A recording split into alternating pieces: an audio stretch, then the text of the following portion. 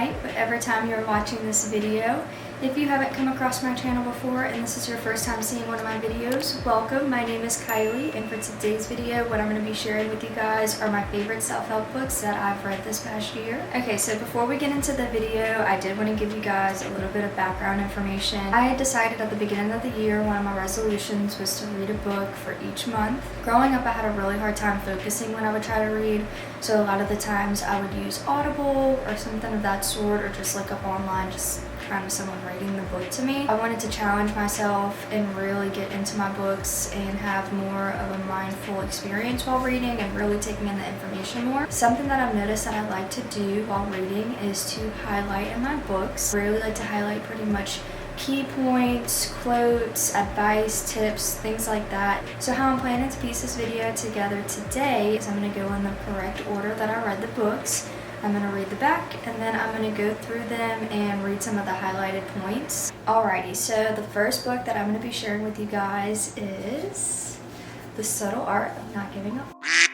So, story behind this book, I was going through a really hard mental stage of my life, and one of the dentists that I was working for actually recommended this book and told me that he thinks I would really like it and take a lot from it. So he went and bought it for me, and he also left me a little note in the back of the book that I'm going to share with you guys. It says, "As Kylie thought this book would work for you.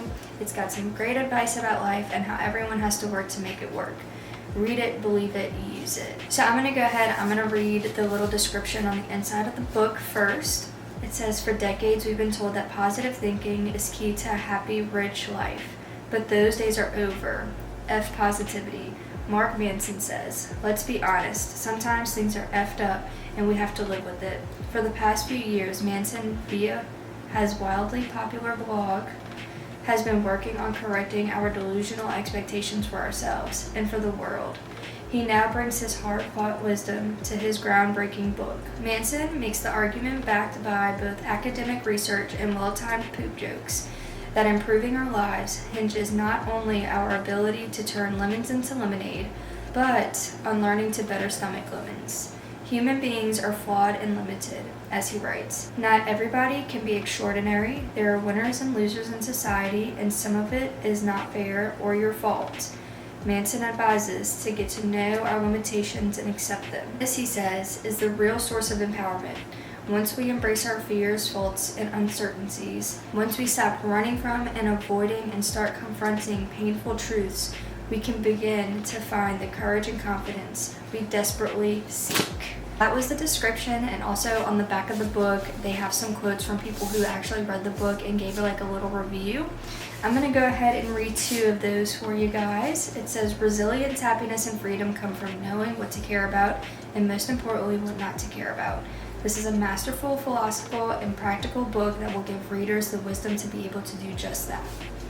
And then the next one says, "This book hits you like a much-needed slap in the face from your best friend. Hilarious, vulgar, and immensely thought-provoking. Only read if you're willing to set aside all excuses and take an active role in living a better life." I would give this book a 10 out of 10. It is definitely one of my favorites. This book was definitely the start of my love for self-help books. So the second book that I have is the second book to the book that I just shared. It is going to be Everything Is. This book was also really good. I got this one right after the first one because I was absolutely obsessed. He really does an amazing job of making it feel like he's actually speaking to you and not you reading from someone else, if that makes sense. So I'm going to go ahead and read you the description. It says, "We live in an interesting time. Materially, everything is the best it's ever been. We are freer, healthier, and wealthier than any people in human history. Yet somehow everything seems to be irreparably and horribly.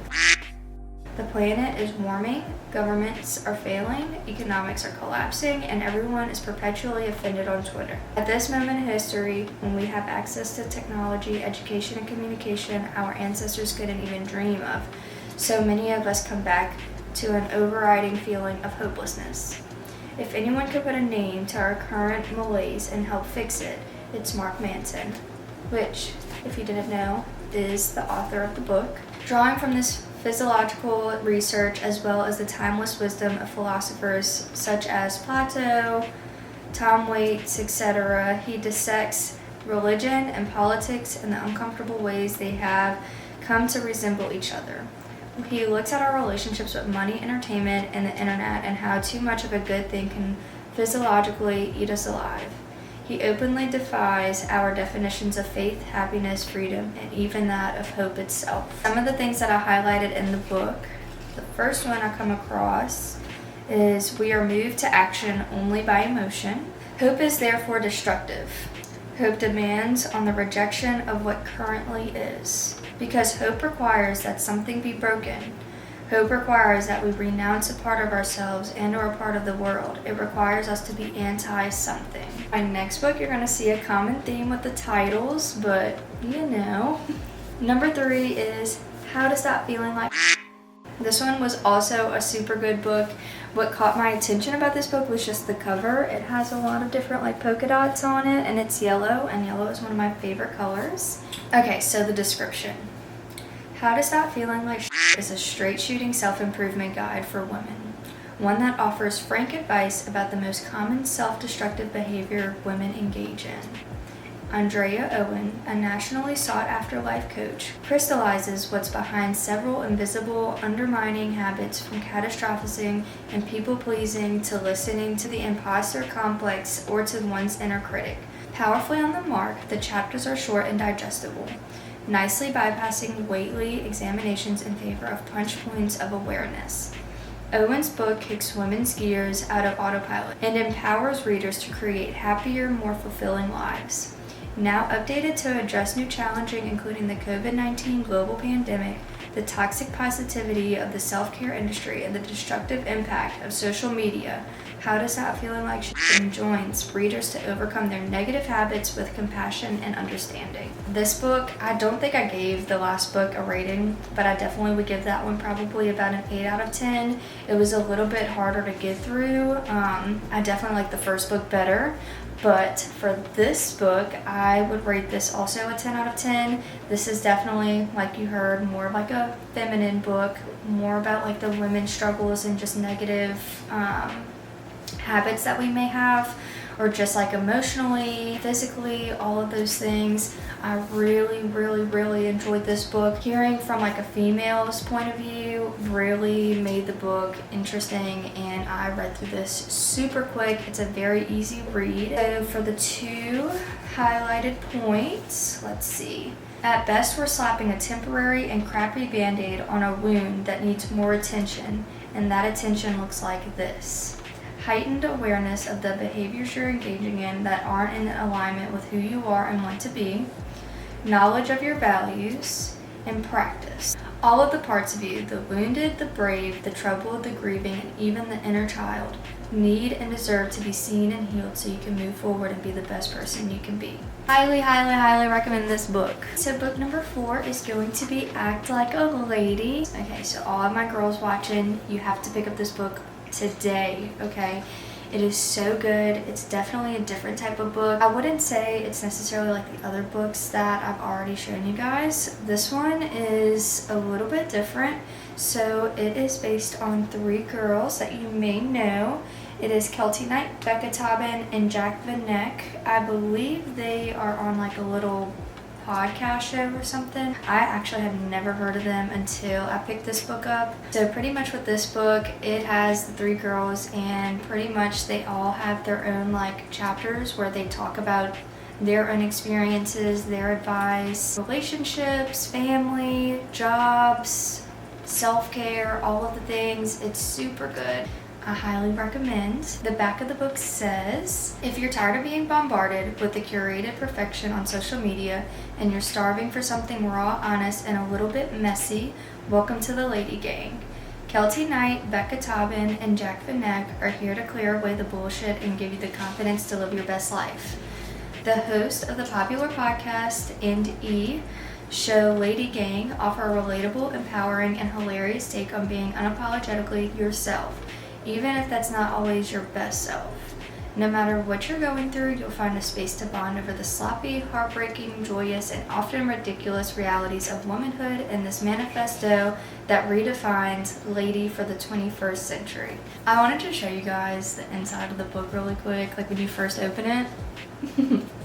I'm not gonna lie, that was, as soon as I opened the book and I seen this, I was like, okay, I have to read it. I'm interested on who puts their cover page as a whole bunch of EJs, but it's fine. So some of the highlighted parts that I have. The first one, you can't expect him to change what fuels his soul to accommodate you. I think that one speaks measures. Take that for what you will. And the second one is, I'm sensitive, empathetic, and I have always yearned for that big romantic love story and for someone to adore me back. So I tend to enter relationships with wide eyes and an eager heart. My vulnerability has always been one of my biggest strengths and one of my most destructive weaknesses. No matter how tough the exterior of my heart gets, it's always a big, squishy mess inside. This book is definitely a 11 out of 10. I would read this book again, just like the first one, a couple more times. It's super good and it's just very relatable. It's easy to be able to read it and be like, oh my God, I'm not alone. Someone actually is going through or having the same thoughts as I am. And it's very comforting and funny. It made me laugh and smile, and I just was super, super, super engaged with this book. So you should go pick up this book right now. Like, pause the video and go get the book. Alrighty everyone, so that is bringing me to the end of today's video. I really hope you guys enjoyed, and if you did like today's video, I'd really appreciate it if you subscribe, like, and comment. If you do decide to go get one of these books, or if you've already read one of these books, please leave a comment below and we can just share books and just share what we think about them and just real reviews. I did want to mention that my last video got 1,000 views, and guys, that is just... I just need a moment of silence because that is so crazy to me. My inner 10-year-old is doing backflips right now because I never would have thought that I would have gotten that many views on a YouTube video. It means the world to me, and I do just appreciate everyone who's taken the time out to click on one of my videos. I'm just so excited that I get to share my creative side. Videoing and photography has always been something that I've truly enjoyed. But anywho guys, again, thank you so much for watching today's video. I hope you have a good rest of your day, and I will see you in the next one.